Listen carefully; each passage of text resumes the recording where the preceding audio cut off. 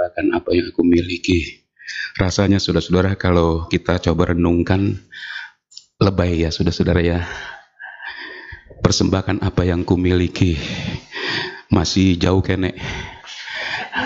Ya, tapi kita sedang menuju ke situ, kita sedang belajar untuk sebagaimana Dia sudah memberi hidupnya untuk kita, kita juga mau memberi apa yang kita miliki untuk Tuhan, waktu kita, tenaga kita, termasuk uang kita.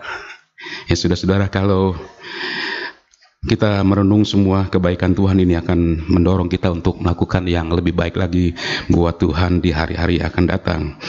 Sebuah pujian, bekerja terus selagi hari siang, kita wajib mengerjakan pekerjaan Allah. Bekerjalah, bekerjalah selagi hari siang, kita wajib mengerjakan pekerjaan Allah.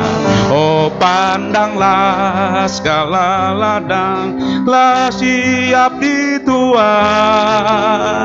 Mari saudara bekerja terus sampai Tuhan datang. Bekerjalah, bekerjalah selagi hari siang, kita wajib mengerjakan pekerjaan Allah. Oh, pandanglah segala ladang telah siap dituai. Mari saudara bekerja terus sampai Tuhan datang. Bekerjalah selagi hari siang, artinya selagi ada kesempatan. Kesempatan kita jangan kita pikir masih banyak waktu, tapi biarlah kita menjadi orang yang selalu memanfaatkan kesempatan yang Tuhan berikan, pergunakan dengan sebaik-baiknya. Biarlah kita mau lakukan sesuatu yang berharga, yang menyukakan hati Tuhan. Bekerjalah selagi hari siang. Bekerjalah, bekerjalah selagi hari siang, kita wajib mengerjakan pekerjaan Allah. Oh, pandanglah segala ladang telah siap dituai. Mari saudara bekerja terus sampai Tuhan datang. Bekerjalah, bekerjalah selagi hari siang, kita wajib mengerjakan pekerjaan Allah. Oh, pandanglah segala ladang telah siap dituai. Mari saudara bekerja terus sampai Tuhan datang. Kerja terus, kerja terus, kerja terus, kerja terus, sembahyang, jagalah sampai Tuhan Yesus datang. Kerja terus, kerja terus, kerja terus, kerja terus, sembahyang dan jagalah sampai Tuhan Yesus datang. Kerja terus, kerja terus, kerja terus, kerja terus, sembahyang dan jagalah sampai Tuhan Yesus Yesus datang.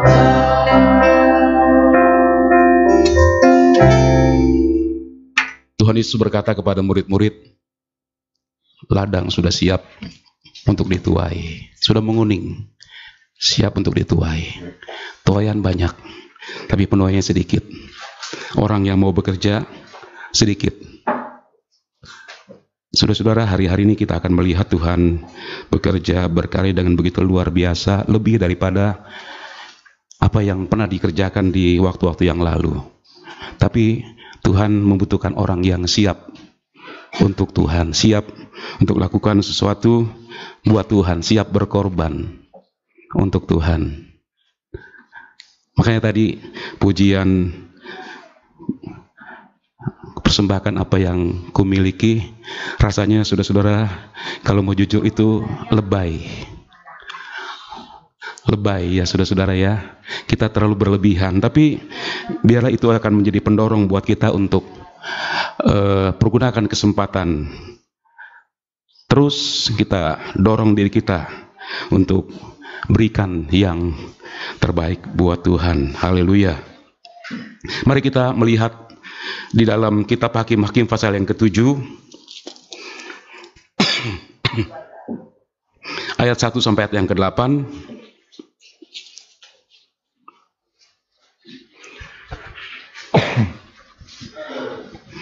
Hakim-Hakim 7 ayat 1 sampai ayat yang ke-8.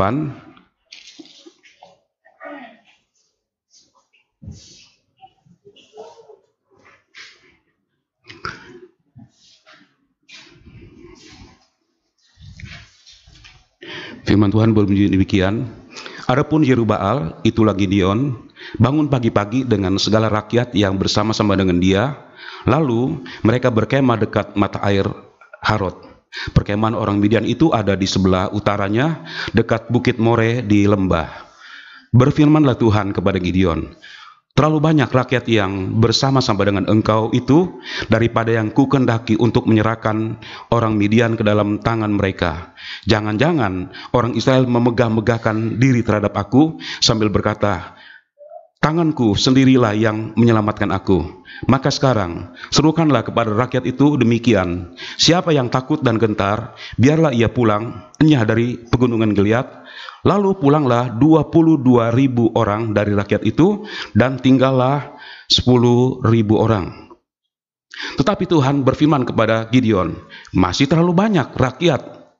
Suruhlah mereka turun minum air, maka aku akan menyaring mereka bagimu di sana. Siapa yang kufirmankan kepadamu, inilah orang yang akan pergi bersama-sama dengan engkau, dialah yang akan pergi bersama-sama dengan engkau. Tetapi barang siapa yang kufirmankan kepadamu, inilah orang yang tidak akan pergi bersama-sama dengan engkau, dialah yang tidak akan pergi. Lalu Gideon menyuruh rakyat itu turun minum air, dan berfirmanlah Tuhan kepadanya, barang siapa yang menghirup air dengan lidahnya seperti anjing menjilat, haruslah kau kumpulkan tersendiri. Demikian juga semua orang yang menghirup dengan membawa tangannya ke mulutnya, ada 300 orang. Tetapi yang lain dari rakyat itu semuanya berlutut minum air. Lalu berfirmanlah Tuhan kepada Gideon, dengan 300 orang yang menghirup itu akan kuselamatkan kamu. Aku akan menyerahkan orang Midian ke dalam tanganmu. Tetapi yang lain dari rakyat itu semuanya boleh pergi masing-masing ke tempat kediamannya. Dari rakyat itu mereka mengambil bekal dan sangkakala. Demikianlah seluruh orang Israel disuruhnya pergi masing-masing ke kemahnya. Tetapi ke-300 orang itu ditahannya. Adapun perkemahan orang Midian ada di bawahnya di lembah. Saudara-saudara, kita mau melihat satu kebenaran dari peristiwa yang terjadi pada zaman Gideon. Gideon merupakan salah seorang hakim dari sekian banyak hakim yang memimpin orang Israel untuk hidup di dalam takut kepada Tuhan. Dan Gideonlah yang dipercaya oleh Tuhan untuk membebaskan bangsa Israel dari orang-orang Midian yang selama ini berkuasa atas hidup mereka. Kalau kita pelajari dalam firman Tuhan, berulang kali mereka jatuh dalam dosa, dan Tuhan juga membiarkan mereka jatuh ke tangan bangsa-bangsa lain, diperhamba. Betapa menderitanya orang-orang Israel ketika mereka diperhamba oleh orang-orang Midian. Dan Tuhan memilih Gideon untuk membebaskan orang-orang Israel ini. Saudara-saudara, tema yang saya mau berikan di dalam khotbah ini,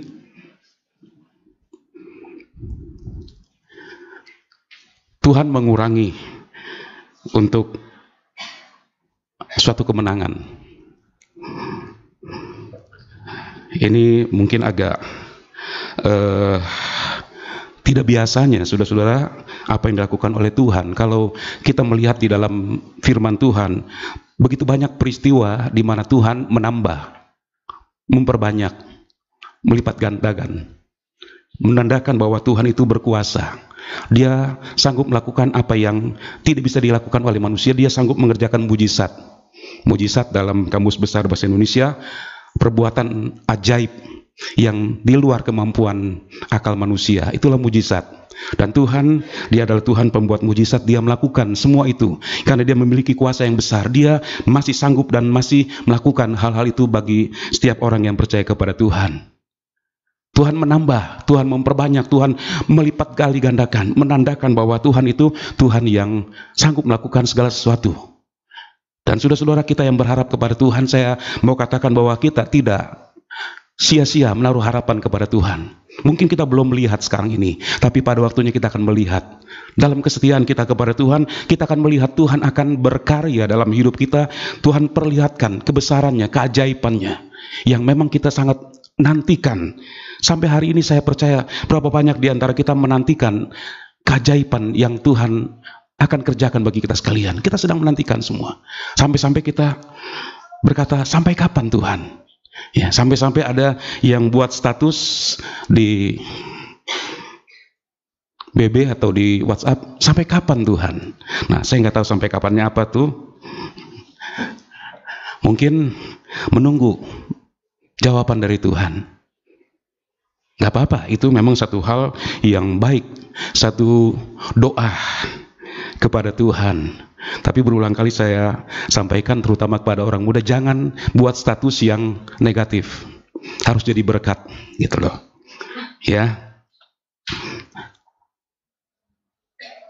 Kita bisa melihat contoh dalam firman Tuhan ketika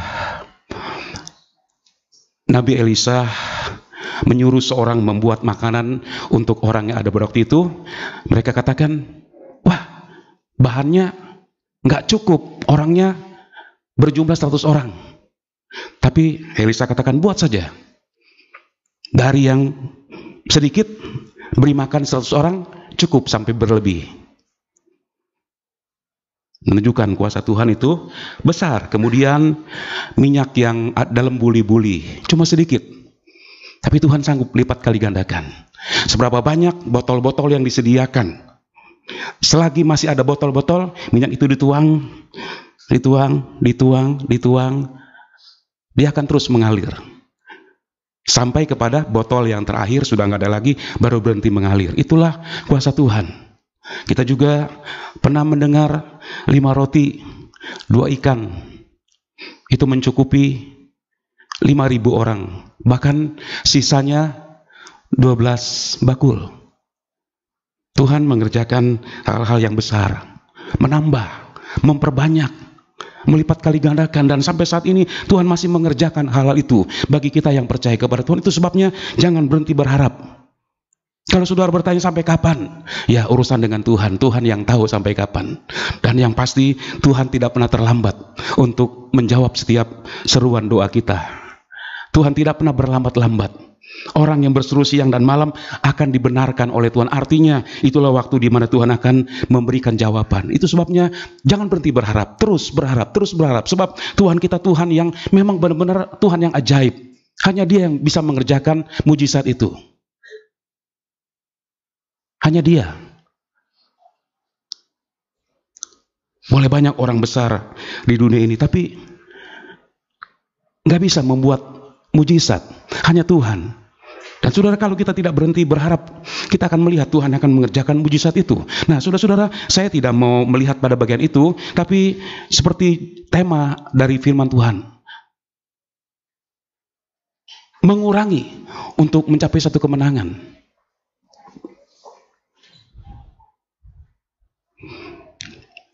Kalau kita melihat dari pembacaan firman Tuhan, Gideon, dia dipilih oleh Tuhan untuk membebaskan bangsa Israel. Dia menjadi panglima untuk memimpin orang-orang Israel keluar dari perhambaan orang-orang Midian. Siapa Gideon? Kalau saudara baca dalam pasal yang ke-6, ketika dia dapat panggilan untuk membebaskan bangsa Israel, dia katakan, aku dari suku, lebih baik kita baca saja ya, pasal 6 ayat 15. Tetapi jawabnya kepadanya, Tuhanku, dengan apakah akan kuselamatkan orang Israel? Ketahuilah, kaumku adalah yang paling kecil di antara suku Manasye, dan aku pun seorang yang paling muda di antara kaum keluargaku. Ketika pilihan itu jatuh kepada Gideon, Gideon memberikan satu alasan untuk menolak panggilan itu. Sebelumnya kita lihat dulu kenapa Tuhan memanggil Gideon. Karena Tuhan melihat ada sesuatu yang baik dalam Gideon, dan dia seorang yang suka bekerja. Tuhan panggil dia ketika dia sedang bekerja. Saudara-saudara, Tuhan tidak akan panggil orang yang tidak suka bekerja. Tuhan hanya panggil orang yang suka bekerja. Dari antara semua orang-orang Israel, Tuhan melihat ada sesuatu yang baik dalam diri Gideon. Itu sebabnya pilihan Tuhan jatuh kepada Gideon. Tapi waktu Gideon dikatakan dipilih untuk membebaskan bangsa Israel, dia berkata, kaumku yang terkecil dari suku Manasye. Artinya nggak diperhitungkan. Dari semua suku yang ada di suku Manasye itu, kaumnya dia itu nggak diperhitungkan. Saudara, seringkali ketika kita merasa kita nggak diperhitungkan, kita berkecil hati. Manusia bisa lakukan hal seperti itu, tapi Tuhan melihat kita semua. Haleluya. Saudara bangga punya Tuhan seperti itu, yang memberikan perhatian, yang tidak membedakan. Sekalipun yang di mata banyak orang dikecilkan, tapi di mata Tuhan besar. Itu sebabnya pilihan Tuhan jatuh kepada Gideon. Kemudian dikatakan, dari keluargaku, aku yang paling muda. Berarti anak bawang. Dia dari keluarga yang paling muda. Boleh dikatakan apapun yang dia kerjakan itu tidak diperhitungkan oleh yang lain. Lu anak kecil tahu apa gitu. Tapi waktu itu ketika dia tahu bahwa memang itu panggilan Tuhan kepada dia, dia minta tanda. Kalau gitu, berikan aku tanda untuk bersiap untuk melakukan apa yang Tuhan mau kerjakan. Ini ada kulit. Saya taruh sepanjang malam. Kalau memang Tuhan panggil saya, biarlah embun itu kumpul di kulit yang cuma sepotong. Sementara rumput itu kering. Tuhan lakukan seperti apa yang diminta oleh Gideon. Ketika dia lihat, wah, memang Tuhan luar biasa ini. Tapi dia belum puas. Tuhan, sekali lagi Tuhan, kali ini saya minta kulit ini kering. Kulit ini kering, seluruh rumput itu basah. Tuhan lakukan lagi. Dari situ dia yakin bahwa Tuhan panggil dia untuk memimpin bangsa Israel. Kemudian saudara-saudara, dia kumpulkan orang-orang Israel untuk berperang melawan orang Midian. Dan luar biasa karena penyertaan Tuhan, dia bisa kumpulkan 32.000 orang. Dari mana 32.000 orang? Kalau saudara baca ayat yang ketiga, di sana dikatakan, sekarang serukanlah kepada rakyat itu demikian, siapa yang takut dan gentar, biarlah ia pulang enyah dari pegunungan Gilead. Lalu pulanglah 22.000 orang dari rakyat itu. Jadi orang-orang dipanggil, ketika dikatakan siapa yang takut boleh pulang. Nah, yang pulang 22.000 orang. Kemudian, dan tinggallah 10.000 orang. Jadi ketika Gideon memanggil orang-orang Israel untuk ikut berperang bersama dengan dia, jumlahnya ada 32.000 orang. Tapi waktu itu Tuhan katakan,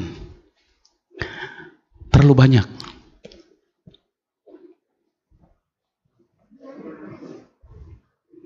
Ribu orang terlalu banyak.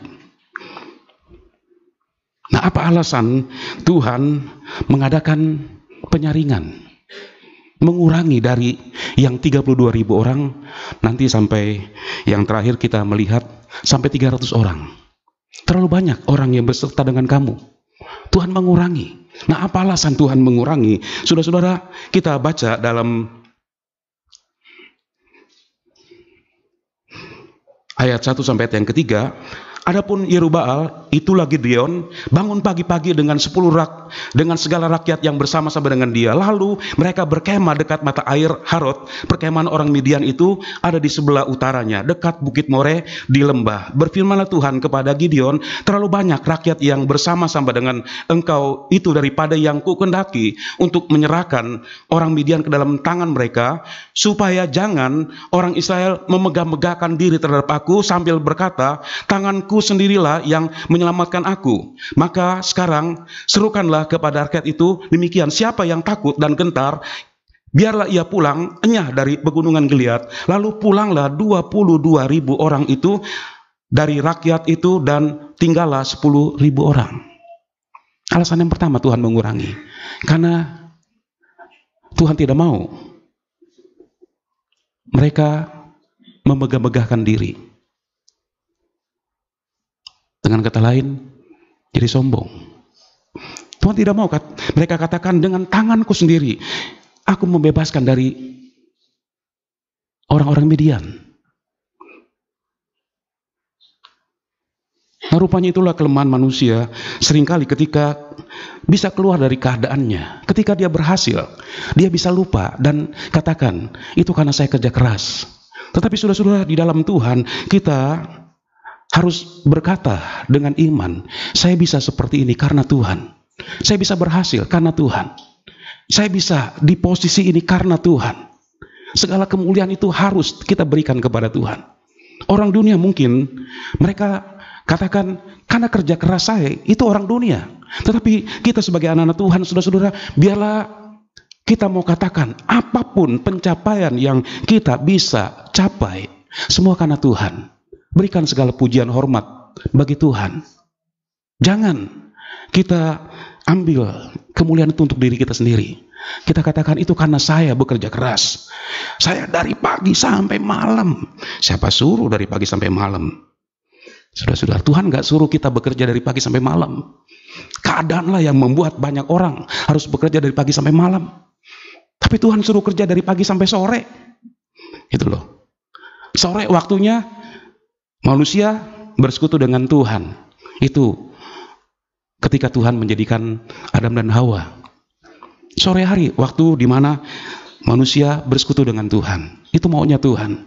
Tapi keadaan membuat banyak orang sudah mengambil banyak waktu yang harusnya untuk Tuhan, tapi harus bekerja dari pagi sampai malam. Haleluya. Rupanya manusia itu kekuatannya lebih hebat daripada Tuhan. Tuhan saja ada waktu istirahat. Ada waktu di mana dia tidak lakukan sesuatu. Tapi manusia, yaitu dia lebih hebat dari Tuhan, sehingga bekerja dari pagi sampai malam, pagi sampai malam, pagi sampai malam. Jangan heran, duit banyak barangkali, tapi ya nanti udah waktunya untuk menikmati nggak bisa. Iya kan? Punya banyak uang, bisa beli apa aja, bisa pesan makanan 1 meja penuh gitu, tapi cuma bisa dilihatin aja. Ya, aduh, susah banget ya hidup kita ya. Bisa pesan 1 meja penuh, beberapa banyak waktu lalu saya ada di Sulawesi Utara. Ada kebaktian KKR 2 malam. Saya kaget, saudara-saudara. Lihat itu meja yang panjang, hampir sepanjang ini barangkali ya.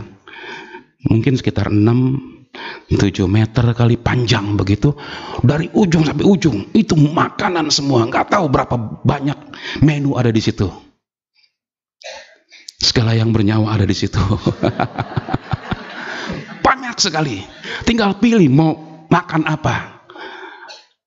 Yang suka semua ambil semua, gitu.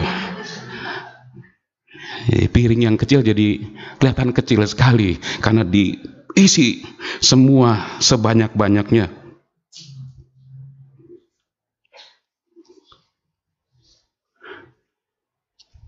Saudara-saudara, kita bisa bekerja dan kumpulkan semua, tapi kita nggak bisa nikmati.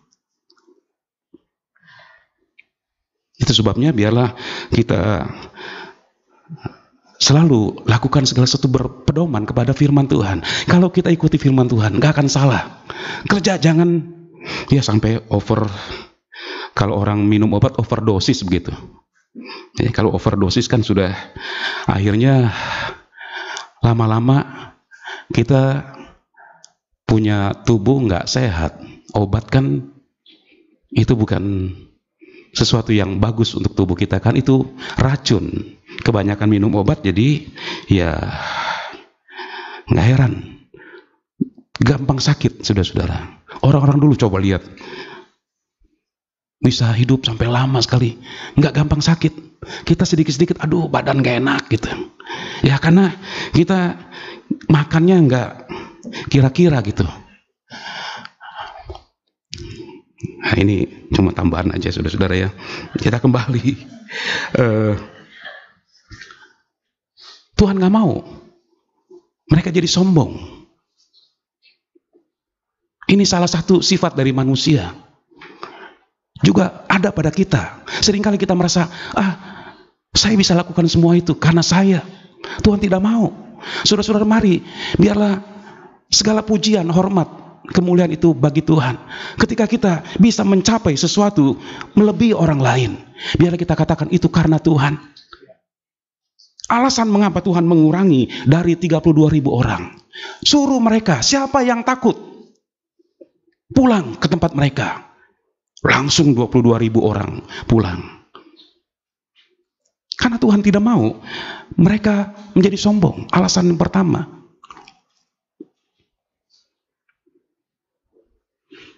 Kesombongan itu awal dari kehancuran. Banyak orang nggak berpikir ke situ. Dan senang terima pujian. Jemaat di Kedoya sudah terbiasa nggak dipuji, malah seringkali ya ketawa ya, nggak dapat pujian. Dan satu sisi mungkin, waduh, saya udah kerja bagus-bagus kok, nggak ada penghargaan gitu. Padahal sebenarnya dihargai, saudara-saudara. Cuma itulah, seringkali kalau kita dipuji, kepala kita itu jadi besar. Kita merasa bahwa kita sudah lakukan yang luar biasa. Pujian itu bisa menjatuhkan kita. Dan Tuhan tidak mau mereka berkata bahwa dengan kekuatan tanganku, kami bisa bebas dari orang-orang Midian. Dan Tuhan tahu, Tuhan lihat itu, bahwa itu ada di hati orang-orang Israel. Itu sebabnya kepada Gideon Tuhan bilang, kurangi. Dari 32.000 orang itu terlalu banyak. Saudara-saudara, saya berpikir ketika Gideon dibilang begitu, mungkin dia agak syok. Waduh, Tuhan, saya udah senang nih, 32.000 orang siap untuk berperang bersama dengan saya. Siap membebaskan Israel dari orang Midian. Nyata ketika Tuhan katakan terlalu banyak, saya rasa dia agak syok. Kurangi. Tapi ketika Tuhan katakan nanti mereka akan memegah-megahkan diri, bahwa dengan kekuatan tanganku kami bisa bebas. Tuhan tidak mau. Saudara-saudara, biar ini jadi perhatian kita bahwa bukan karena kekuatan tangan kita, bukan karena otak kita yang pintar cari duit, kita bisa seperti ini. Semua dan semua hanya dari Tuhan. Dari Tuhan. Dari Tuhan. Saya mau tanamkan ini supaya saudara-saudara kita menyadari bahwa semua yang kita punya itu dari Tuhan, dan kita juga kembalikan itu kepada Tuhan. Kalau kita tahu itu dari Tuhan, kita kembalikan kepada Tuhan pun nggak sayang-sayang.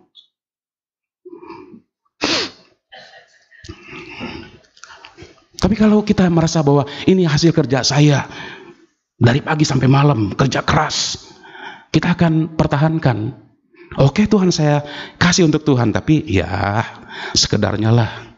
Saudara-saudara, firman Tuhan katakan, menabur sedikit, menuai sedikit. Menabur banyak, menuai banyak. Itu firman Tuhan.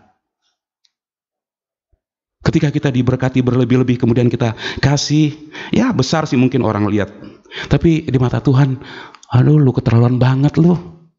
Saya sudah memberkati luar biasa, berhasil begitu. Kasihnya cuma segini. Ya nanti saya kasih juga segini juga, saudara-saudara. Dengan ukuran yang kita ukur, ya Tuhan akan berikan seperti itu. Tapi saudara-saudara, biarlah Tuhan akan tolong kita sekalian, kita berpedoman pada firman Tuhan. Kalau kita lakukan firman Tuhan, maka kita akan menjadi umat yang sungguh-sungguh berbahagia. Kita diberkati sesuai dengan apa yang Tuhan janjikan buat kita sekalian. Jangan sampai mereka bermegah. Tuhan tidak mau.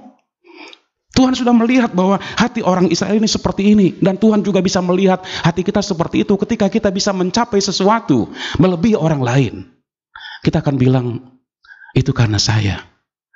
Ketika ketemu dengan sesama pebisnis barangkali, itu karena saya kerja keras.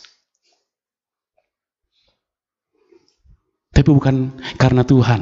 Nah seharusnya saudara-saudara kita punya kesaksian kepada orang-orang yang mungkin belum seiman dengan kita. Ketika orang tanya, apa sih rahasia kamu bisa seperti ini? Semua karena Tuhan. Semua karena Tuhan. Tuhan mau supaya semua karena Tuhan, bukan karena kita. Itu sebabnya Tuhan berkata kepada Gideon, terlalu banyak 32.000 orang, suruh mereka tinggalkan yang takut, dikurangi. Nah ketika diberitahu siapa yang takut, nggak usah ikut berperang. Nggak tunggu lama saudara-saudara, 22.000 orang langsung mengundurkan diri. Nah ini membuat Gideon pasti lebih syok lagi. Waduh, kalau mungkin 100-200 sih nggak apa-apa lah. Tapi ini 22.000 orang yang tinggal 10.000 orang. Tapi ya Gideon masih berharap, ya masih ada 10.000 orang, masih boleh lah gitu. Alasan yang kedua, karena mereka tidak bersedia. Tidak bersedia di sini dihubungkan dengan mereka takut. Kenapa mereka nggak bersedia? Mereka takut. Nah, saudara-saudara, bisa kita bayangkan orang-orang yang takut ikut berperang, apa nggak tambah bikin repot? Betul apa betul, saudara-saudara? Peperangan itu membutuhkan perhatian yang penuh. Dan kalau mengikut sertakan orang-orang yang takut, itu kita bisa bayangkan sangat merepotkan, dan itu akan menghambat, memperlambat orang-orang yang ingin lakukan sesuatu untuk Tuhan. Itu sebabnya Tuhan katakan terlalu banyak, 32.000 orang, kurangi. Tuhan gak bilang kurangi berapa, tapi ketika diberitahu yang takut boleh tinggalkan tempat ini, langsung 22.000 orang meninggalkan tempat itu. Orang yang takut adalah orang yang tidak bersedia untuk lakukan sesuatu untuk Tuhan. Tuhan tidak mau saudara-saudara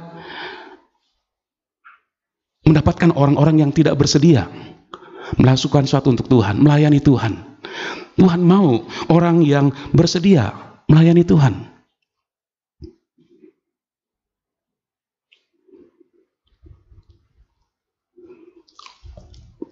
Kenapa?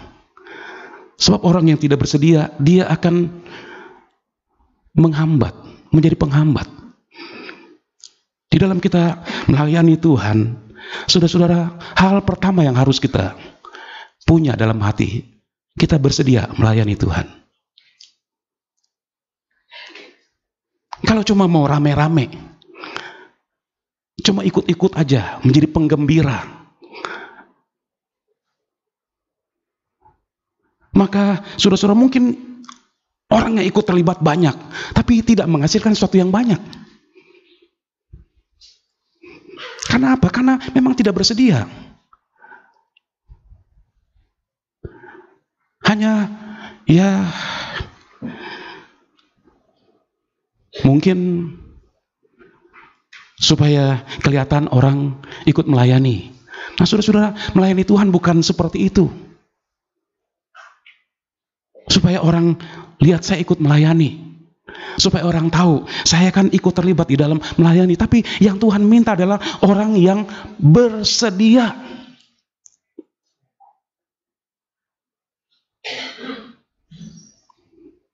Kalau orang yang bersedia, dia tidak peduli dengan apapun. Dia tidak mempersoalkan halangan-halangan apapun. Orang yang bersedia.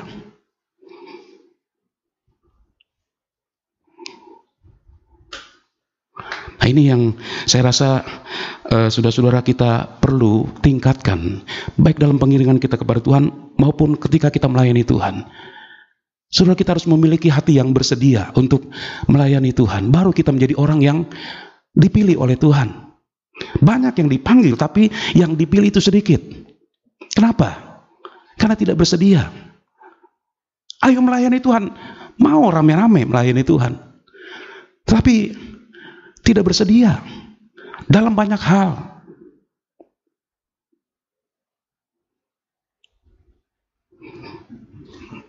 Kemarin saya ke rumah Bapak Immanuel, ngobrol dengan orang tua hampir 2 jam begitu. Ya, banyak hal yang diberikan masukan buat saya. Ya. Saudara, kita perlu orang-orang yang memang berpikiran modern, tapi kita juga memerlukan orang yang masih ortodoks dalam artian Alkitabiah. Haleluya. Banyak gereja sekarang tidak Alkitabiah, tapi saudara, kita mau imbangi dengan yang Alkitabiah. Jadi masukan yang diberikan adalah hal-hal yang Alkitabiah. Banyak yang dikritisi oleh beliau.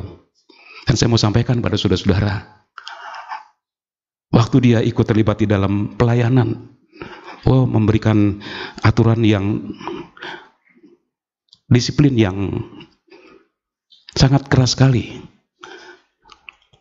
Kalau sudah bersedia melayani Tuhan, harus berani menomorsatukan Tuhan. Jangan datang nanti terlambat katanya. Dia memberikan aturan, mau melayani harus sekian waktu sebelum ibadah mulai sudah ada. Kalau nggak mau, nggak usah melayani. Nah, kita masih talik ulur, saudara-saudara ya. Kita memang berikan peraturan seperti itu, tapi ya masih banyak kemurahannya. Tapi kalau kita merasa bahwa kita berhutang jiwa kepada Tuhan, saya rasa saudara-saudara semua itu akan menjadi mudah. Kita nggak akan punya alasan apapun. Saya berhutang jiwa kepada Tuhan, dan memang karena kita sudah dibeli dengan harga yang lunas dibayar, hidup kita ini milik Tuhan. Kita berhutang jiwa kepada Tuhan. Kalau kita mendasari berbuat sesuatu untuk Tuhan karena kita hutang jiwa sama Tuhan, kita tidak punya alasan apapun. Ya, seringkali kan kita punya banyak alasan. Kalau saudara perhatikan baik-baik, datang lebih awal di rumah Tuhan ini, saudara lihat baru berapa orang yang duduk di ruang gereja, termasuk Pak Immanuel sekeluarga. Orang tua kan seharusnya lamban ya, dibanding dengan orang muda kan ya, lamban ya. Tapi kok orang tua bisa sampai lebih dulu, itu luar biasa, saudara-saudara. Satu hal yang saya rasa ini jadi satu pelajaran berharga buat kita sekalian. Kita masih punya tenaga yang bisa bergerak dengan cepat. Pak Immanuel, dia sudah tidak bisa bergerak dan cepat. Kalau berdiri pun nggak kuat lama-lama, takut jatuh. Kita masih bisa bergerak dengan cepat, tapi ya kalau pergi ke rumah Tuhan kok lambat-lambat gitu loh. Haleluya. Haleluya. Yang jauh-jauh sudah sampai, yang dekat. Nah, nanti begitu bunyi musik baru datang, begitu. Haleluya.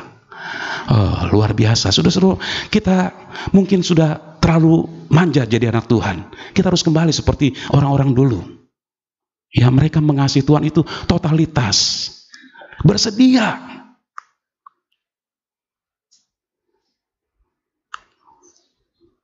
Ketika di sekolah kitab, nyanyian favorit salah satunya, kerja buat Tuhan selalu manis,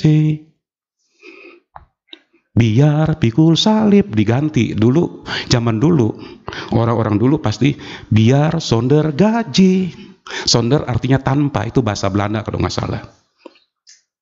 Biar sonder gaji selalu manis. Memang gereja Pantai Kosta memang nggak digaji, nggak dapat PK yang melayani, baik pemain musik, singers, paduan suara, semua yang melayani nggak dapat PK. Malah mau punya seragam harus nabung begitu, harus keluarkan sendiri. Ya. Tapi saya percaya sekalipun saudara harus keluar sendiri, saudara nggak jadi berkurang uangnya karena diberikan untuk Tuhan. Amin. Tidak bersedia. Tuhan melihat bahwa banyak orang yang mau melayani tapi tidak bersedia.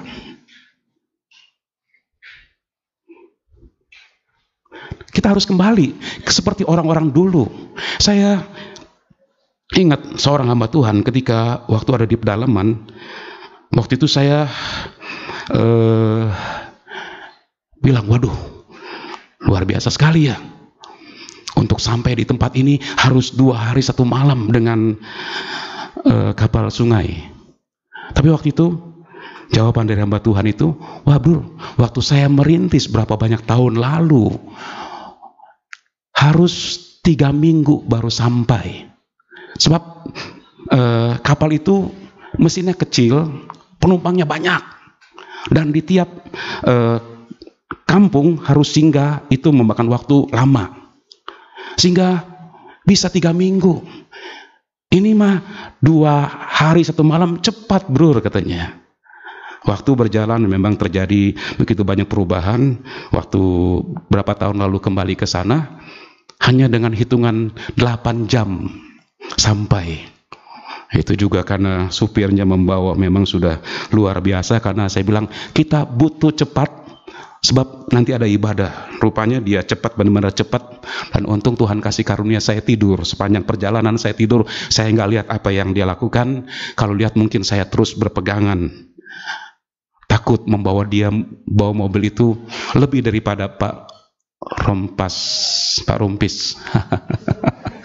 Rompis juga kalau bawa mobil, wah luar biasa. Tapi rupanya masih kalah dengan ini. Memang luar biasa. Tikungan-tikungan dia bukannya memperlambat. Kalau kita tikungan kan memperlambat ya. Ini dia tancap gas luar biasa. Pas saya kebangun, saya pas-pas memang itu hampir mobil itu ciuman ujungnya begitu dengan kecepatan tinggi, tapi dia banting. Dari situ saya baru melek sepanjang perjalanan, tapi sudah hampir sampai. Dari 3 minggu, kemudian 2 hari, kemudian 8 jam, ada perubahan.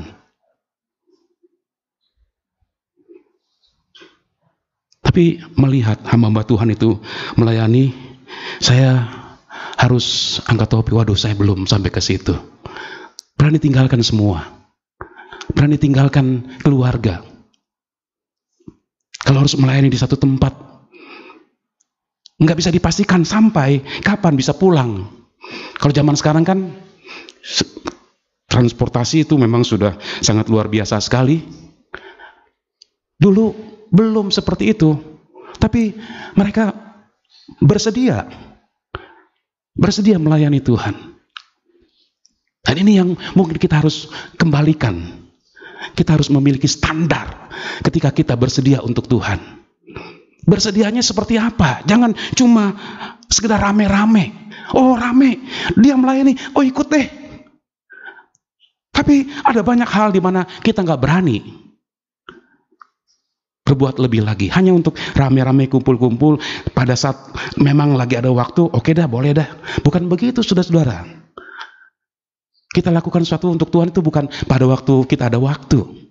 Kalau Tuhan bikin itu juga seperti itu juga kepada kita. Kalau saya ada waktu, saya tolong kamu. Waduh, saudara-saudara, repot.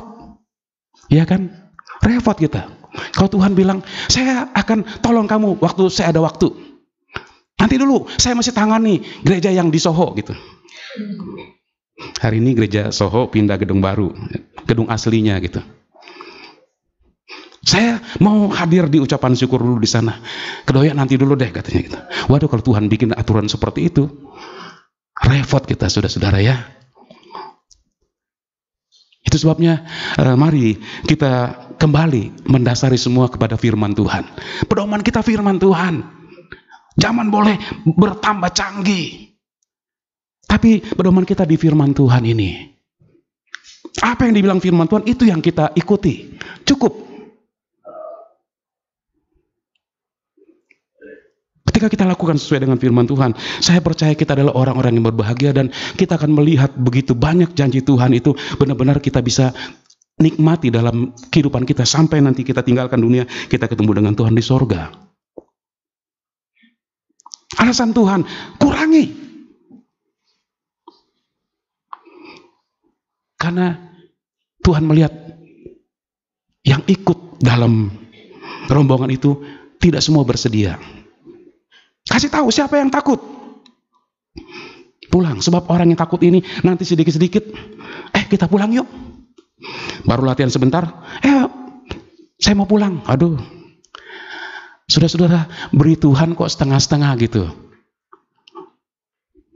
Ada yang seperti itu enggak? Ya ada barangkali ya, tapi saya tidak bermaksud menyindir saudara-saudara, begitu. Kalau ada ya kita perbaiki. Kalau memang sudah mau beri untuk Tuhan, nggak usah pikir-pikir mau cepat pulang. Urusan belakangan deh.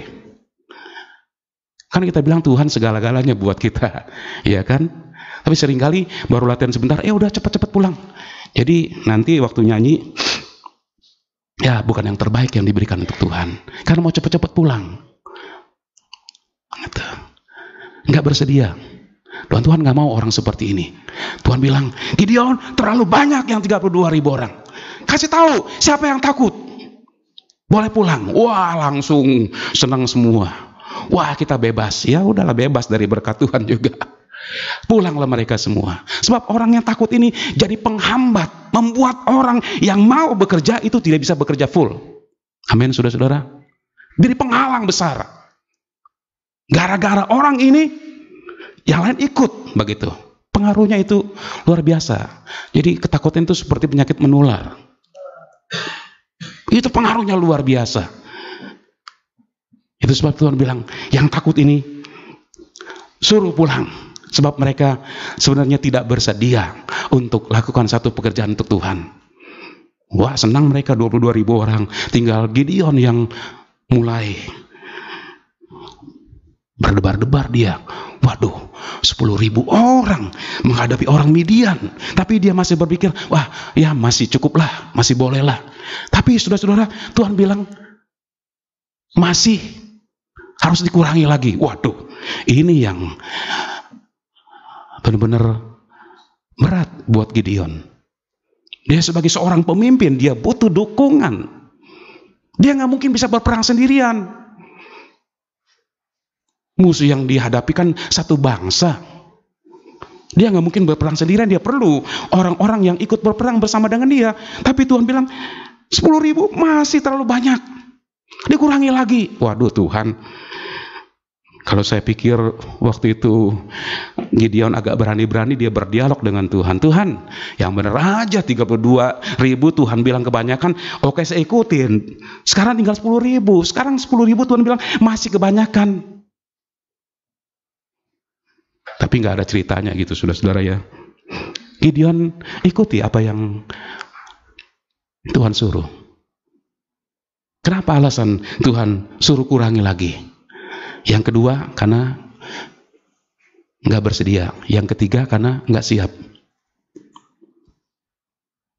Bagaimana caranya? Saudara-saudara, kita sudah baca tadi dalam Hakim-Hakim 7 ayat 1 sampai ayat 8, caranya bawa 10.000 orang itu ke sungai.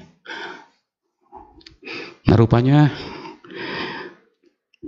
mereka semua dalam keadaan haus.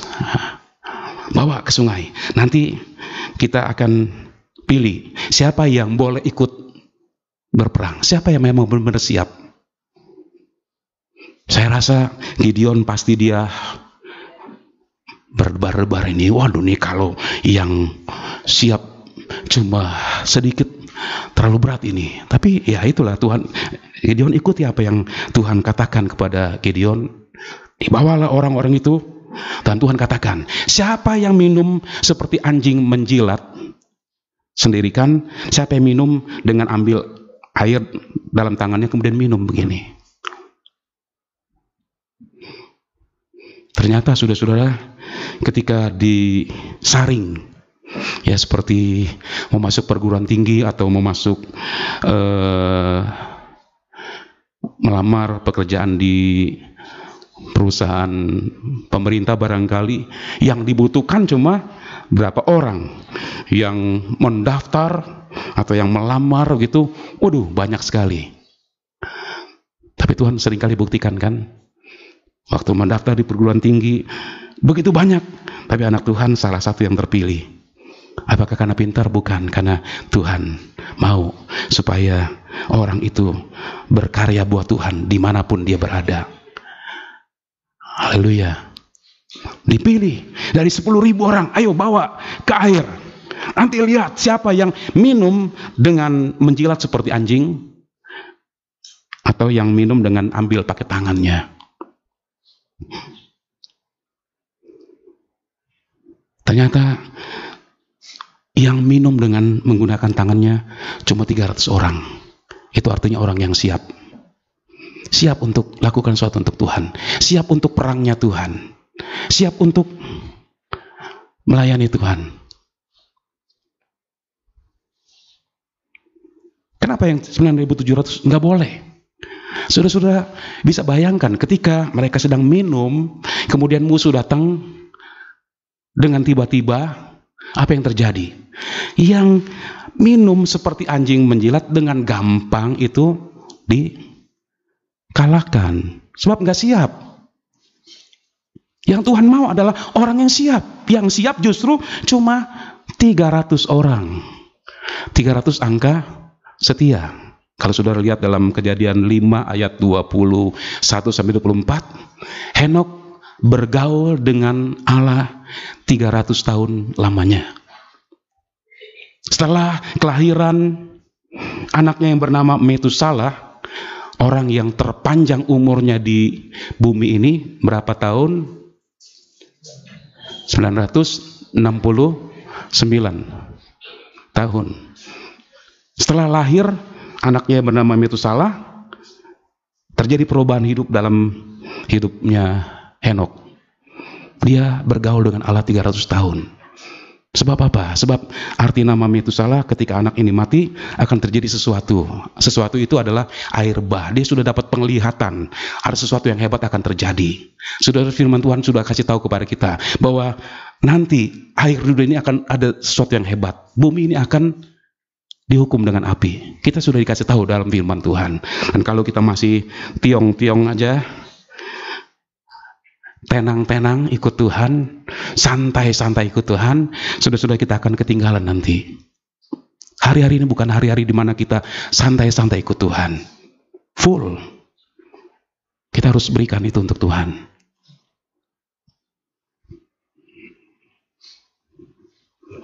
(300 angka setia). Henok bergaul dalam kesetiaan 300 tahun. Gak gampang loh, 300 tahun bergaul dalam kesetiaan. Terus mendekatkan diri dengan Tuhan, cari Tuhan terus. Apa Apakah nggak cari hal yang lain? Pasti ada.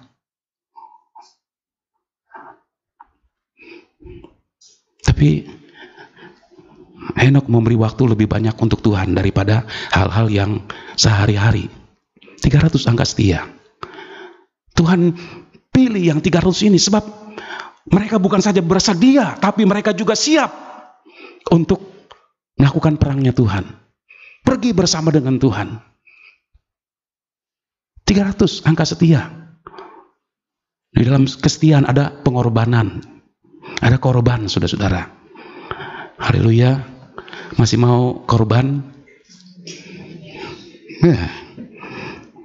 Berapa banyak yang bilang amin? Masih mau korban untuk Tuhan? Haleluya. Berkorban itu pengorbanan yang besar banget. Punya saya cuma segini. Iya, yang segini kalau kita kasih Tuhan kan berat sekali kan. Memang itulah pengorbanan, saudara-saudara. Tadi saya ceritakan hamba Tuhan. Dia melayani, dia harus ada pengorbanan. Dia harus tinggalkan semua. Nah, kita harus kembali seperti ini. Kita sudah menjadi anak Tuhan yang manja.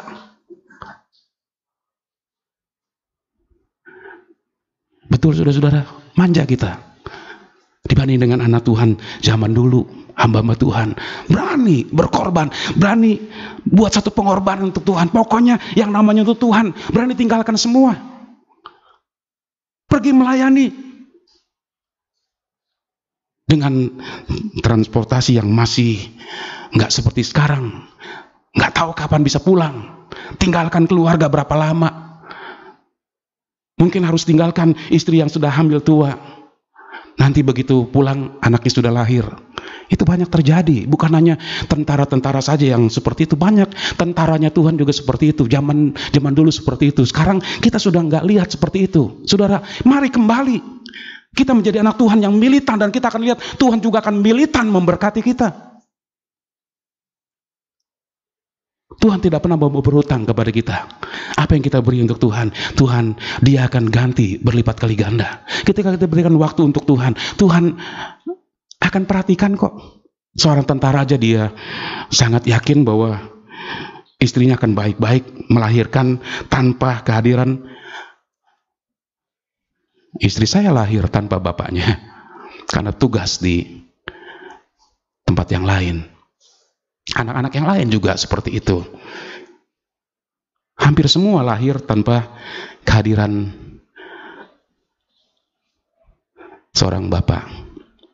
Bagi seorang istri yang sedang berjuang antara hidup dan mati, oleh sebab itu anak-anak hormati orang tua. Terlebih hormati ibu yang sudah melahirkan dengan mempertaruhkan semua antara hidup dan mati. Kalau zaman sekarang kan gampang aja main black begitu. Banyak orang cari yang gampang, main black aja, ada duit gampang, supaya cepat, nggak usah susah-susah lagi. Firman Tuhan bilang melahirkan sakit memang kok. Gitu. Jadi hormati orang tua yang sudah membesarkan, walaupun orang tua mungkin cuma tamatan SD, lu mau jadi S3 kek, tetap aja hormat sama orang tua. Sebab di situ berkat Tuhan.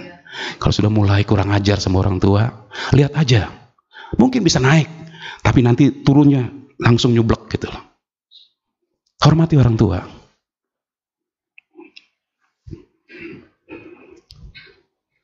Hamba Tuhan zaman dulu, waduh, saya malu banget. Saya belum seperti itu. Seringkali ya sakit sedikit-sedikit udah mulai memanjakan tubuh gitu. Tapi ya kembali lagi seperti orang dulu. Ya, walaupun kita sudah maju dalam banyak hal, tapi dalam kita mengasihi Tuhan, kita bukan maju, mundur. Haleluya, saudara-saudara, mundur, benar. Saya harus akui, mundur. Dibandingkan dengan hamba Tuhan yang dulu-dulu, waduh, totalitas untuk Tuhan. Dia nggak peduli, tinggalkan lama-lama begitu. Bukan lama-lama mau senang-senang, karena memang transportasi belum seperti sekarang cepat. Begitu selesai melayani langsung pulang. Bisa, dulu nggak seperti itu. Perlu tunggu kapalnya ada nggak? Saya ingat waktu kita pergi ke sana, Kapal yang dijadwalkan hari Rabu itu sudah kembali ke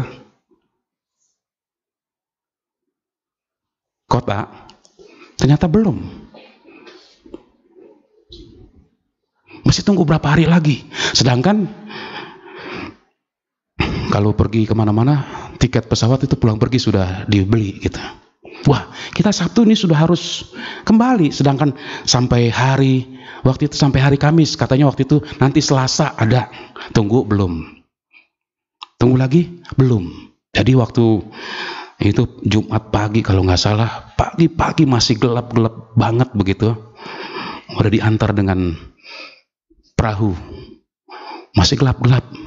Cuma berpedoman pada lampu senter yang isinya mungkin cuma 2 baterai pendek ini. Nah, ketika udah terang baru saya sadar, saudara-saudara, waduh, ini banyak batang-batang kayu. Kalau sampai nabrak, waduh, terbalik, Ogut nggak bisa berenang, gitu. Baru sadar, gitu.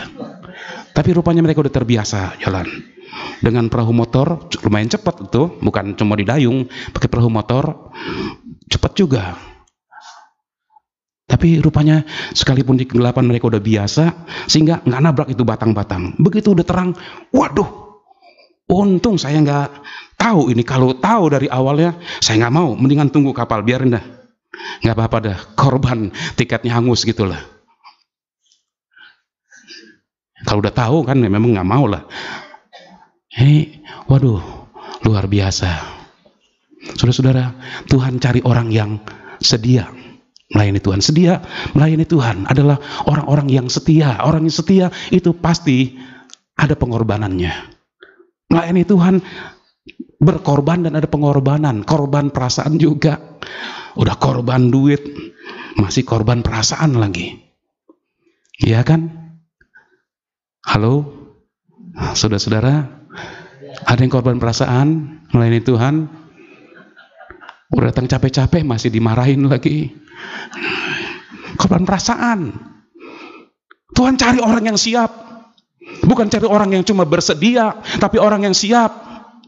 Siap itu mentalnya memang mental apa gitu, barangkali karet kali ya. Nggak gampang mental. Haleluya. Orang yang setia dia juga bersedia tunduk kepada firman Tuhan. Taati firman Tuhan. Saudara, kalau kita menjadi orang-orang yang taat kepada firman Tuhan, wah, saya percaya saudara-saudara, apa yang dijanjikan Tuhan itu memang bagian kita semua. Mentaati firman Tuhan. Kepada Samuel berkata, bukan korbanmu yang banyak itu yang menyenangkan hati Tuhan, tapi dengar-dengaran, ketundukan, ketaatan kepada Tuhan. Itu yang utama. Bukan korban yang banyak yang membuat Tuhan senang, tapi ketaatan kita kepada Tuhan. Saudara-saudara, mungkin yang kita beri kepada Tuhan nggak ada arti apa-apa di mata orang lain, tapi kita mentaati firman Tuhan. Kita lakukan itu karena memang kita mengasihi Tuhan, kita mentaati firman Tuhan. Mari belajar apa yang rasanya hari-hari ini sudah mulai kualitasnya berkurang. Kita naikkan standarnya ke kualitas yang memang yang Tuhan minta. Menjadi orang yang siap untuk Tuhan. Ya, kalau kita siap untuk Tuhan seperti tentara gitu loh. Tidur pun pakai pakaian lengkap. Begitu tiba-tiba digedor, ayo kita harus pergi, sudah siap. Nggak pakai lama-lama lagi, langsung jalan. Siap berkorban. Ya, orang setia siap berkorban. Siap pengorbanan, ada pengorbanan. Yang melayani Tuhan ada pengorbanan. Kita beribadah kepada Tuhan ada pengorbanan. Ya, ada pengorbanan. Masa Tuhan datang lebih dulu daripada kita datang duluan, saudara-saudara rumah Tuhan. Haleluya. Aduh, kasihan banget Tuhan ya. Kita yang butuh Tuhan, tapi Tuhan datang duluan. Mari robah semuanya. Siap berkorban. Kita juga mentaati firman Tuhan. Orang yang setia, dia rela. Di acara retreat yang lalu, saya bawakan tentang Ehud. Dia seorang yang kidal tangannya, dalam pengertian seorang yang tangan kanannya cacat, nggak bisa bikin apa-apa, bergerak pun lambat, nggak seperti kita yang sempurna, bisa bergerak cepat. Tapi Ehud, dia cacat tangan kanannya, bergeraknya tidak seperti orang biasa, tapi dia punya kerelaan hati. Dia ditugaskan untuk membawa upeti, tiap tahun bawa upeti. Dia rela mengerjakan semua itu. Dia bisa akan bilang, kenapa sih aku terus? Suruh dia dong. Dia kan bisa. Tapi Ehud rela. Saudara, kerelaan diperlukan untuk kita berkenan kepada Tuhan. Kalau kita berkenan kepada Tuhan, oh Tuhan Yesus berkati kita berlimpah-limpah. Ini yang kita sedang bergumul berdoakan. Tuhan berkati dong, Tuhan tolong. Ada satu pergumulan yang perlu diselesaikan oleh Tuhan. Saudara, kalau kita setia kepada Tuhan, kuncinya setia. Kita setia, Tuhan selesaikan semuanya. Dalam kesetiaan kita ada pengorbanan kita kepada Tuhan. Saudara, saya belum mau suruh saudara berkorban. Saya bicara ini belum waktunya untuk saudara berkorban. Tapi ini yang saya mau tanamkan. Kalau kita siap, artinya kita juga siap berkorban, mengorbankan semuanya. Tadi kan kita katakan, kini ku persembahkan apa yang ku miliki. Waduh, memang hebat sekali kalau semua yang kita miliki kita bisa berikan pada Tuhan. Nggak usah banyak-banyak deh. Yang 10% itu memang udah nggak bisa dikutak-atik. Yang masih kutak-atik, urusan dengan Tuhan. Ya, Ibu Matinas ya. Yang 10% masih dikutak-atik, urusan dengan Tuhan. Tapi lebih dari itu, saudara-saudara, kini ku persembahkan apa yang ku miliki. Berarti 90% kan milik kita kan? Berani nggak 90%? Enggak dong. Kalau sudah tanya saya juga nggak berani. Belum berani. Sekarang belum. Tapi nanti, ya, kita rasa ini semua nggak ada arti apa-apa kok. Saudara tahu Colgate, salah satu merek odol yang mungkin di Jakarta nggak terlalu banyak. Itu Colgate itu nama orang. Penginjilan bisa sampai ke seluruh dunia karena dia memberi itu, waduh, geleng-geleng kepala ogut. 90%. Dari yang 10% dia katakan saya sudah berlimpah-limpah. Dia kasih 90% untuk Tuhan. Kita belum sampai ke situ bukan? Yang 10% dulu dah, 10%. Jalankan dulu. Ini udah harga mati ini. Sudah ini harga mati. Berani kotak-atik. Berani kotak-atik. Seperti yang terjadi pada orang-orang zaman Hagai. Engkau menabur mengharapkan banyak, tapi yang dapat sedikit.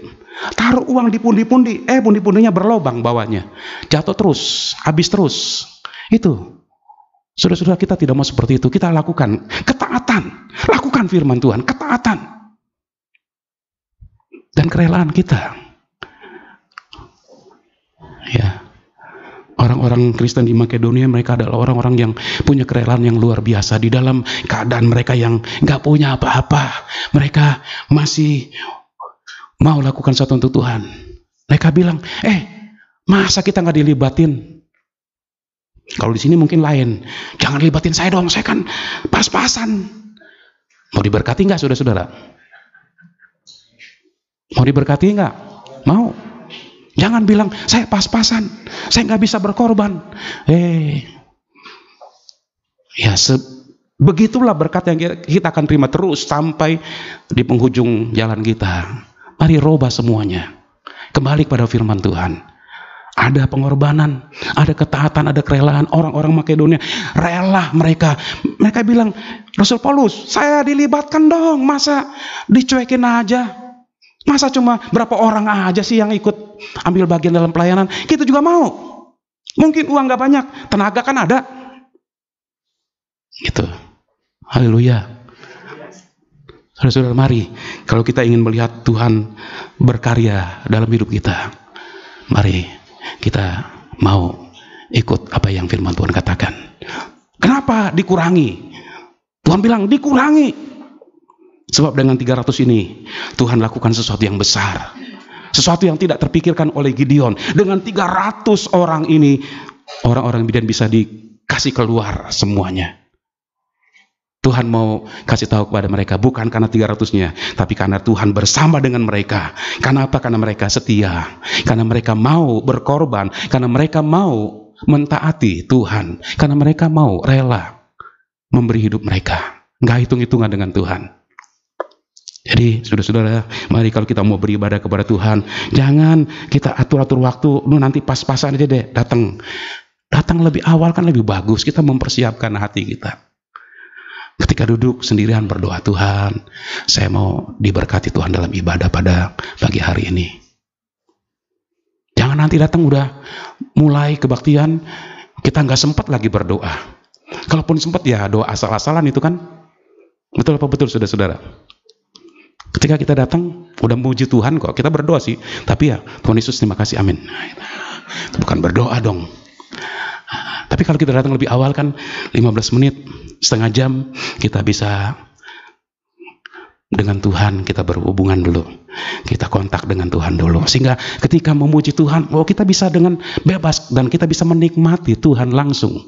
Saat-saat memuji Tuhan, kita bisa menikmati hadirat Tuhan. Haleluya. Tuhan mengurangi, bukan menambah. Karena Tuhan ingin perlihatkan dengan yang sedikit pun Tuhan bisa lakukan sesuatu. Satu ayat terakhir. 1 Samuel 14 ayat yang ke-6.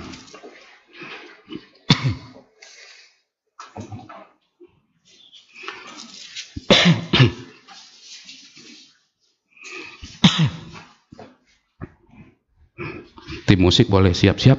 1 Samuel 14 ayat yang ke-6. Firman Tuhan berkata begini, berkatalah Yonatan kepada bujang pembawa senjatanya itu, mari kita menyeberang ke dekat pasukan pengawal orang-orang yang tidak bersunat ini. Mungkin Tuhan akan bertindak untuk kita, sebab bagi Tuhan tidak sukar untuk menolong, baik dengan banyak orang maupun dengan sedikit orang. Tuhan pasti menolong kita. Bagi Tuhan tidak ada yang sukar untuk menolong dengan banyak orang ataupun dengan sedikit orang. Yonatan ajak pembawa senjatanya, ayo kita masuk ke perkemahan musuh. Wah, ini kan sama aja dengan bawa nyawa, cuma berdua. Tapi waktu itu ayat yang ke-7, lalu jawab pembawa senjatanya itu kepadanya, lakukanlah niat hatimu itu, sungguh aku sepakat. Lakukan apa yang ada dalam hatimu, niatmu lakukan, aku sepakat. Dan firman Tuhan katakan, kalau dua orang sepakat berdoa, maka Bapa di sorga akan memberikan apa yang diminta kepada Tuhan. Sepakat. Dua orang. Yonatan bilang, bagi Tuhan tidak sukar untuk menolong dengan banyak orang atau dengan sedikit orang. Dan Tuhan buktikan ketika Gideon menghadapi musuh yang begitu kuat sekali, hanya dengan 300 orang. Mereka bisa mengusir orang-orang Midian dan mereka bisa hidup dengan tenang. Mereka bisa berbuat sesuatu untuk bangsa Israel. Yang 300 orang ini berani berkorban untuk orang lain, sehingga orang lain bisa menikmati masa-masa tenang, masa-masa aman, karena 300 orang yang berani berkorban, yang setia. Saudara, mari kita menjadi orang percaya yang setia, yang loyal kepada Tuhan. Kalau kita rasa loyalitas kita kepada Tuhan, aduh masih nilainya masih jelek banget, mari kita tingkatkan, saudara-saudara. Mari kita belajar dari orang-orang dulu yang cinta Tuhan, cinta mati banget deh. Pokoknya dulu kan belum ada handphone, belum ada apa-apa. Jadi sekalipun sekarang kalau handphone berbunyi, cuekin aja, lagi ibadah kok. Nanti orang dulu kan gak ada handphone. Iya kan? Ada berita apapun mereka nggak tahu. Ada berita kematian pun nanti udah pulang ya sudah innalillahi lah gitu. Kalau di sini kan seringkali kita tergoda, ini bunyi terus ini. Saya udah ini kok matiin, dia hidup lagi. Wah, jangan-jangan penting nih. Akhirnya tergoda juga, buka juga, dengar halo gitu. Lagi ibadah gitu. Ya, kalau kita bikin silent kan kita nggak dengar, atau dimatikan kita nggak dengar. Nanti buka, lu kemana sih, gua teleponin nggak angkat-angkat. Cari Tuhan dulu, bilang gitu. Nah, nanti mereka tahu, wah ini orang memang benar-benar militan nih.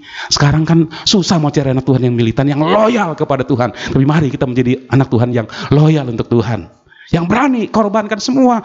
Walaupun di telepon mungkin mau dikasih order, nanti dululah, itu urusan Tuhan. Tuhan mau berkati kita gampang kok. Haleluya, loyal dulu kepada Tuhan. Kalau kita loyal kepada Tuhan, oh Tuhan berkati lebih daripada apa yang mungkin orang di telepon mau kasih kita order 5 juta, Tuhan kasih 50 juta. Mana yang mau pilih, saudara-saudara? Jadi duluin Tuhan. Jadi bukan cuma kita ngomong, wah Tuhan kau segalanya, tapi kita berusaha benar-benar kita dalam tindakan Tuhan segalanya, berani berkorban. Yang melayani Tuhan, ya udah, kalau sudah siap melayani Tuhan, ya siaplah gitu. Siap resikonya apapun, siap dimarahin, siap disuruh keluarin uang, udah gak apa-apa pokoknya. Kan gak jadi miskin gara-gara itu kan, malah Tuhan berkati berlimpah-limpah. Amin, saudara-saudara. Tuhan kiranya berkati kita sekalian. Kita nyanyikan pujian, Kaulah segalanya dalam hidupku. Bagaimana tuh? Kau Bapa yang mengasihi.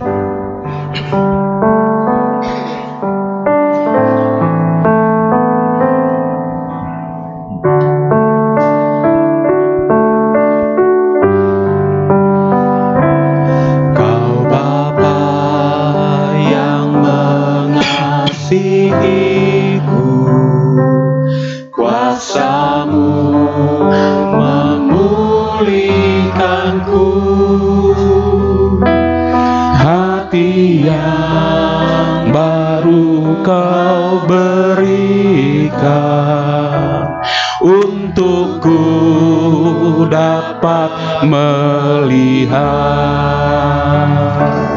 rencana-Mu indah bagi, amin ya Tuhan. Rencana-Mu indah bagi semua kami yang ada. Hatiku haus dan lapar. Mari saya undang kita sama-sama berdiri. Kaulah segalanya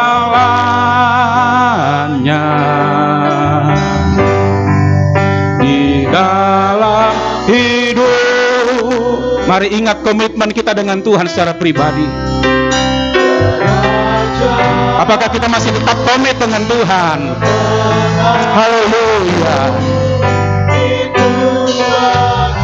Jalani dengan setia komitmen kita dengan Tuhan.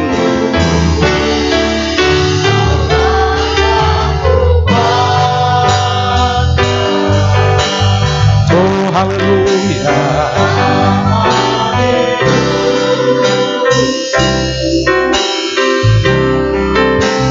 Mengasihimu, memuliakanmu, Bapa dan Rajaku. Kau Bapa yang mengasihiku, Bapa yang mengasihiku.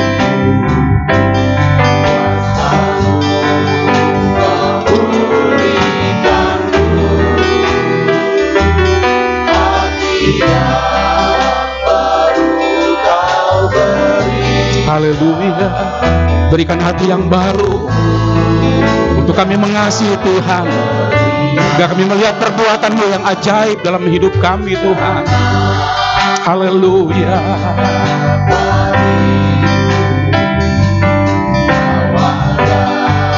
Di setiap jalanku, amin. Haleluya. Haus dan lapar akan Engkau. Kaulah segala Kalau kita mengaku Dia segalanya, mari angkat tangan kita kepada Tuhan. Katakan, Kau segalanya dalam hidupku Tuhan. Kalau pengorbananku kurang Tuhan, aku mau tingkatkan lagi untuk Engkau. Haleluya. Mari tunjukkan kesetiaan kita kepada Tuhan, karena Dia terlebih dahulu setia untuk kita sekalian.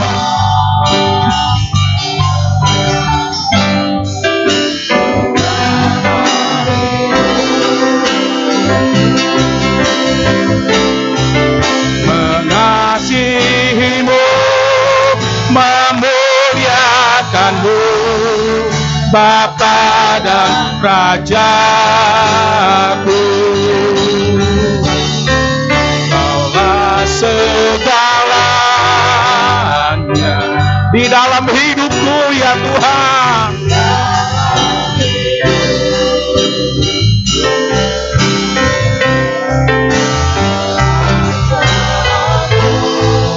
Kebenaran-Mu itu bagianku.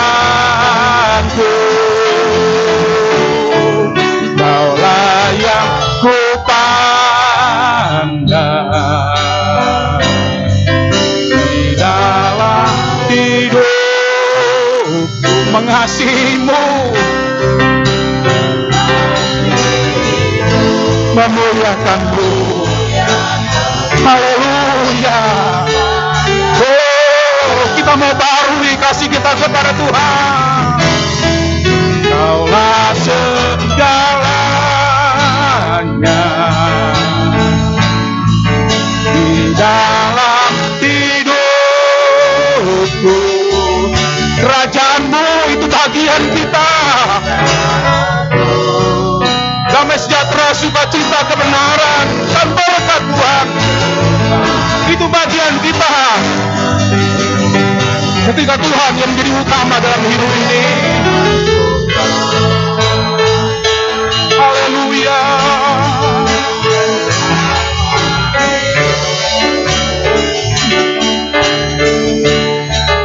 Mengasihi-Mu, memuliakan-Mu, Bapa dan Raja.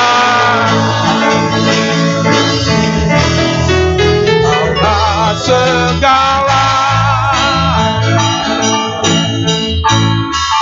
di dalam hidupku.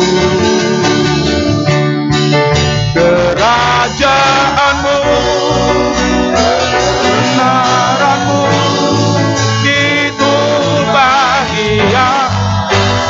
Amin. Haleluya.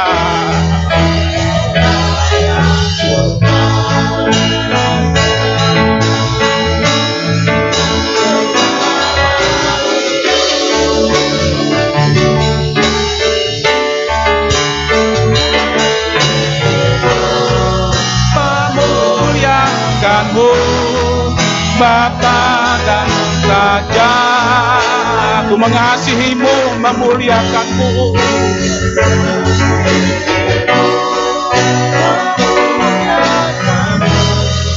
Bapa dan Raja. Aku lagi mengasihi-Mu, memuliakan-Mu. Memuliakan-Mu, Bapa dan Raja aku.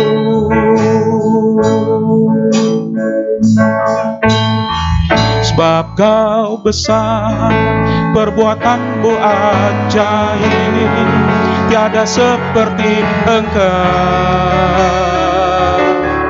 tiada seperti Engkau. Sebab Kau besar, perbuatan-Mu ajaib, tiada seperti Engkau, tiada seperti Engkau. Sebab Kau besar, sebab Kau besar, perbuatan-Mu ajaib, tiada seperti Engkau. Amin. Haleluya, haleluya, haleluya, haleluya. perbuatanmu ajaib, tiada seperti Engkau, tiada seperti Engkau besar, haleluya.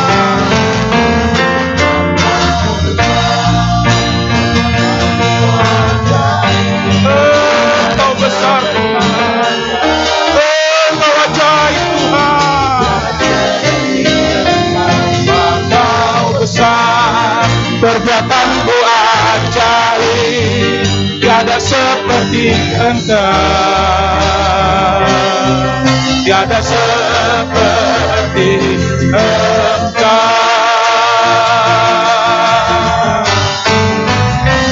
Sebab Kau besar, perbuatanmu ajaib. Oh haleluya. Perbuatan ajaib-Mu Tuhan terjadi di tengah-tengah kami pada pagi hari ini. Oh haleluya. Haleluya, haleluya. Kami bersedia, kami siap Tuhan. Oh, Engkau besar.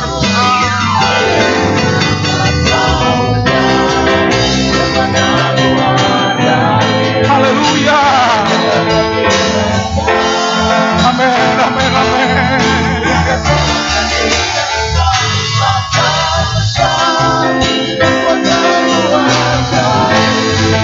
Tiada seperti Engkau, tiada seperti Engkau, tiada seperti Engkau, tiada seperti Engkau, tiada seperti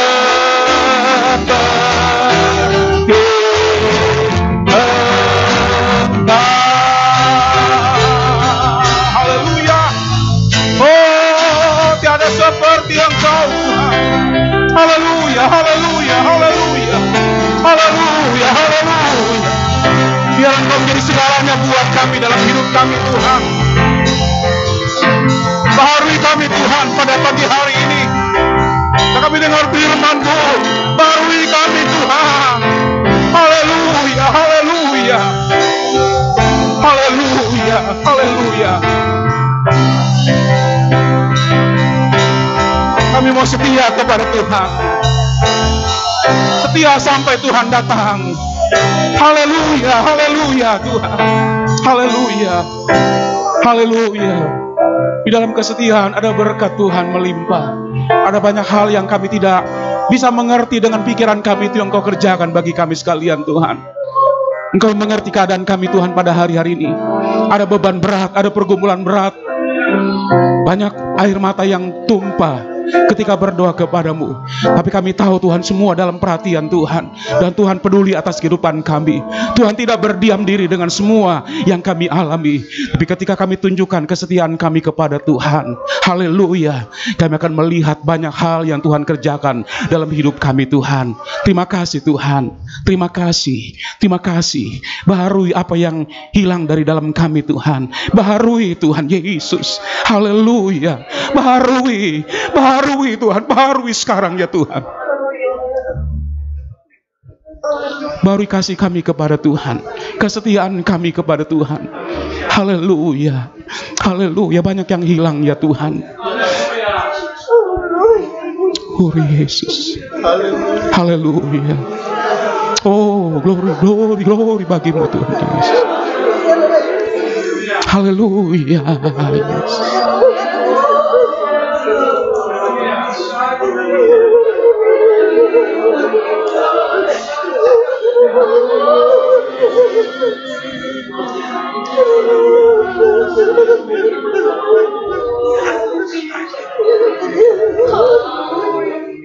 Terima kasih Tuhan.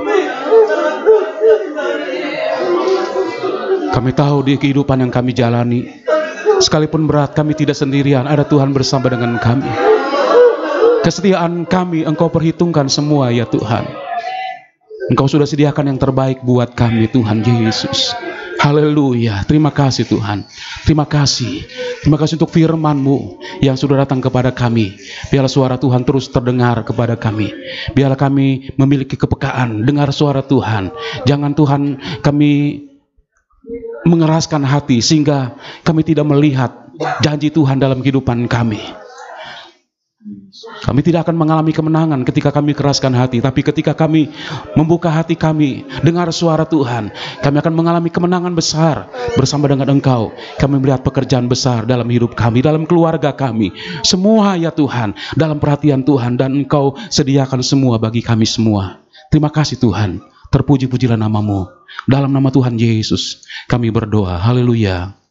Amin.